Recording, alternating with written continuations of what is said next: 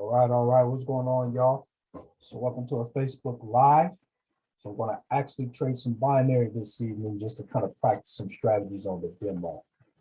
So I want to kind of show you guys exactly how I mark up the chart, and then how I get into a sniper entry. Binary options is a little bit different than regular Forex, but a lot of people like it because you can actually make money a lot quicker than regular Forex. So I'm going to kind of show you guys what I do, what indicators I use, and how I get in. So the first thing I like to do is I like to go to the 15-minute time frame, and this is where I mark up my supply demand zone. So basically what that means is I'm basically marking up my roof and my floor. So when I actually zoom out on the chart here, I look at, pretty much the highest point. And I draw my rectangle line, and this is going to be my supply zone here. The supply zone is when price shoots all the way to the top, and then it gathers liquidity, and then eventually it starts to sell down. It's kind of like, you throw a bouncy ball and it hits the roof of your house. It's going to hit the roof, and then what it's going to do is going to bounce all the way back down to the floor. So this is going to be my roof here. I'm going to actually change this to red. And kind of stretch it out.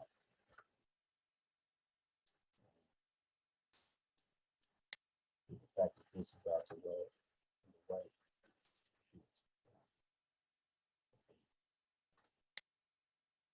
And then mess me up. Okay. So that's what I kind of like to do here. Then I go at the lowest point, which is down here, and I draw my demand zone. And this is when price reaches all the way to the bottom. So it's like the floor of your house. So imagine it's the floor of your house and you bounce a bouncy ball off the floor. It's going to bounce off. It's going to bounce up from the floor all the way up to the roof, right? So this is going to be a supply, the demand zone here. And let's see. So now that I have marked that up, the very next thing I do is just go to the 5-minute time frame. And as you can see, price was at the demand zone that I drew, and it respected that. Now the next thing I do is mark up market structure. So I marked up zones, basically in areas where price is actually respecting that area. Kind of like right here. And you can see price is interacting with this area a lot.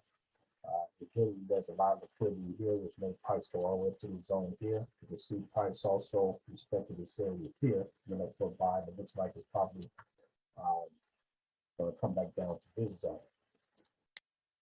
So then what I'm going to do is I'm going to draw another zone here. The price respected this area here. It went down. It looks like it's probably going to respect this area and probably sell again. This all the way out. All right. And then I'm going to go to the next floor. So these are me like building floors in a house. You got the first floor, which is the lobby. And that's the demand zone. You got the second floor, third floor.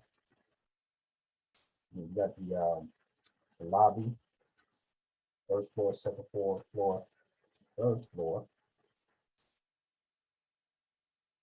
That's here. And then we're going to build first floor, second floor, third floor, and we're going to draw a fifth floor here.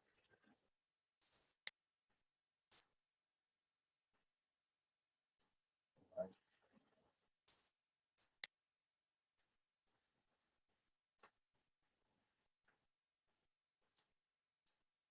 So now I'm drawing some pretty good zones here. I'm going to make this a little bit. There we go. Now what I'm going to do is I'm going to shoot to the 1 hour time frame. This is where I'm going to be looking for my sniper entries, okay? Now that I've built these zones, we can see, we can make a better decision. So when I look at the recent market, I can see that there was a recent up move to the recent move to the upside here, respected this zone, and it caused price to go all the way up to this zone. Now, this created an imbalance gap here.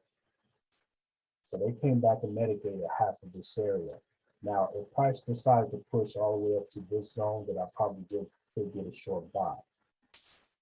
But more likely, if price does that, then eventually I think it's going to sell because price is overall bearish. So then what the next thing I do is take a horizontal line. I put one here because I'm looking for price to break and retest past this line.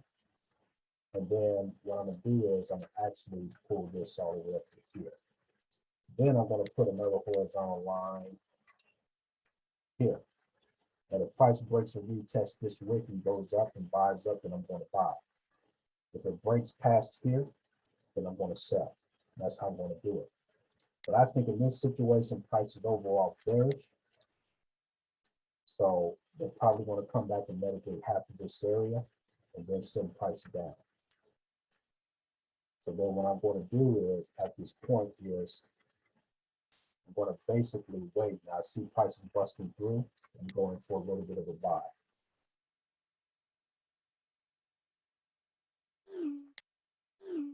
Okay, so they gave me the profit. Yep, 45.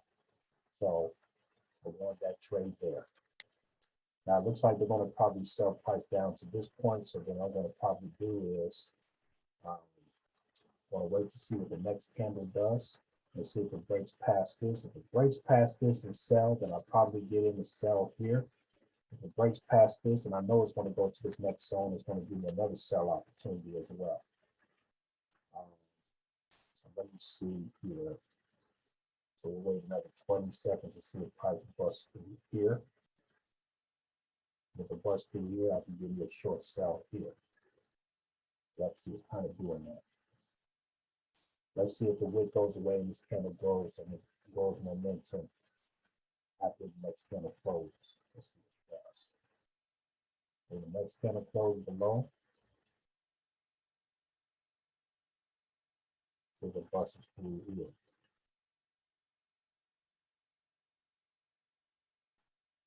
I'm gonna zoom in so you guys can actually see. It's like it's buying up, possibly. Buying up, going in.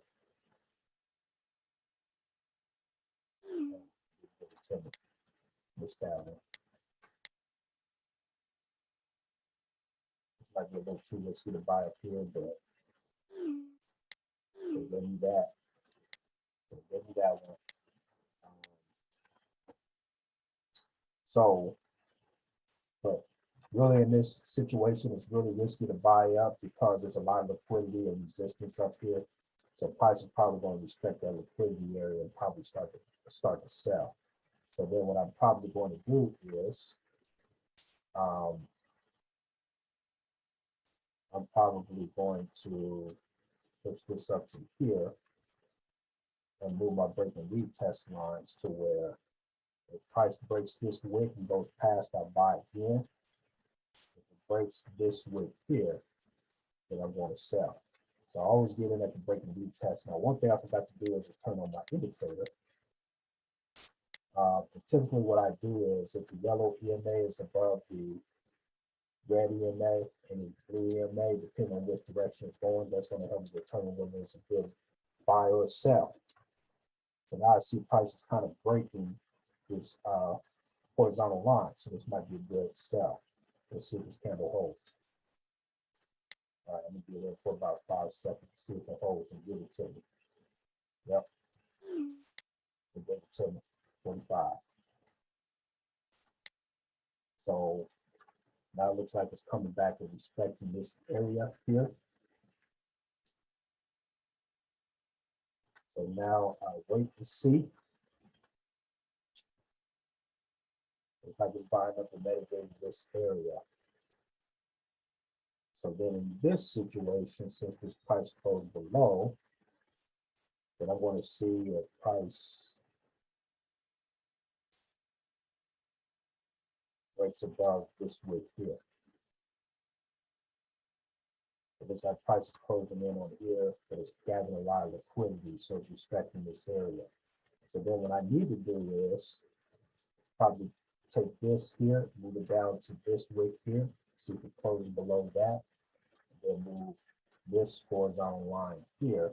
So that way I can identify the next break and retest. And it looks like this yellow area is about to cross the red. And if it does, that's giving a clear indication that it's selling. So then if that happens, then I'm going to actually wait for the next candle and see if it sells down. So let me wait and see. All right, go in 5 seconds to see if it holds.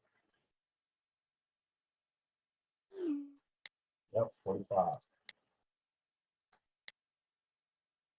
Might have got it too late with this one, but nope, they gave it to me. Let's push it up. Push it up to 1,000. See if they give it to me.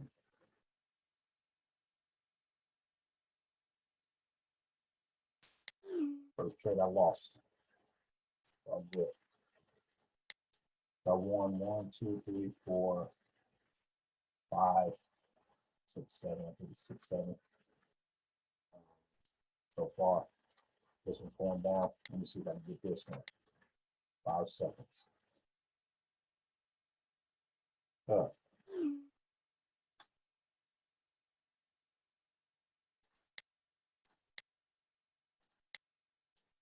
Let me wait.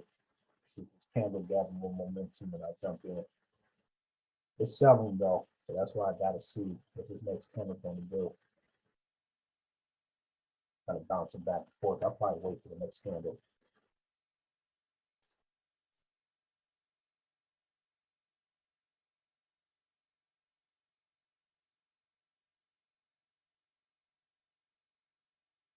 She's not ready to sell yet.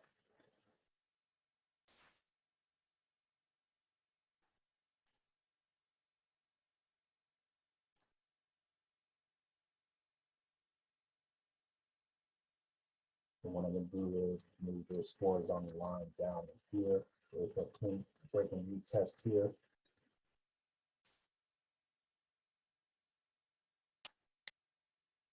Got buy up in here, just pushing up here. Yep, I got that buy. It's $100. And I was like pushing down again with this wick.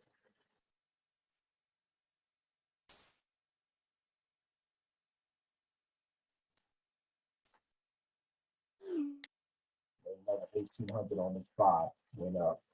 Let's see if it does it again. Yeah, it's mitigating half of this area because of this imbalance of that. So I expected that. So now it's probably going to come up and gather liquidity up in this next level here. We're buying up again. Oops, might have messed up on the buy. Now, if I was trading a real live account, y'all, I would have probably did the most 2 trades. Made my money for the day and then just practice demo moving out. And since this is demo, you know, I just get in as much as I can.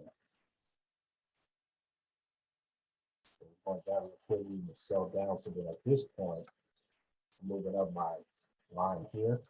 Looks like it's buying up some more. So then I'm looking to see if price is going to break above this wick here. Now, if it breaks above and starts to buy up to this next zone, then I'll buy up. But if it starts to sell down and do a banker's candle, that's going to be a strong sell. Then I'll put a sell in here until it hits this next line. It looks like it's busting through. Try this again. Yep, buying up. One another one. Bam. You know, right here. All right, so now it looks like it's going to probably sell down.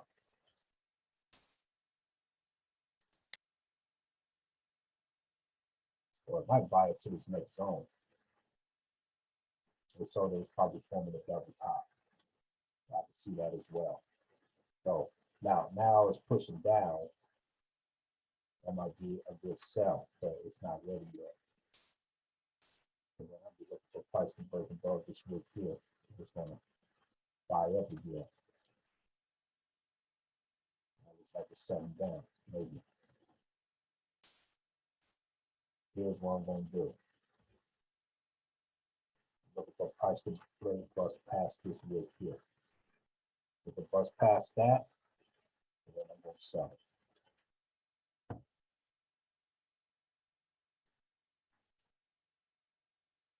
Sometimes you just got to wait on your hands. Wait.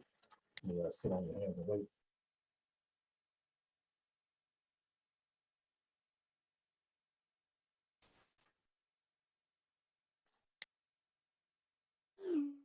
Maybe tell me on the sell, another 1800. Yep, it's selling now. Yep, you see the next candle blows past this, close below this line.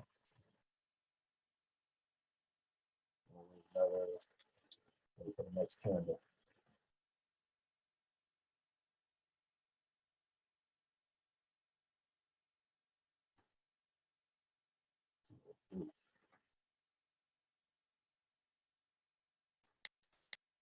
Put in a double order, see if it holds. Yeah, that's two. It's all good.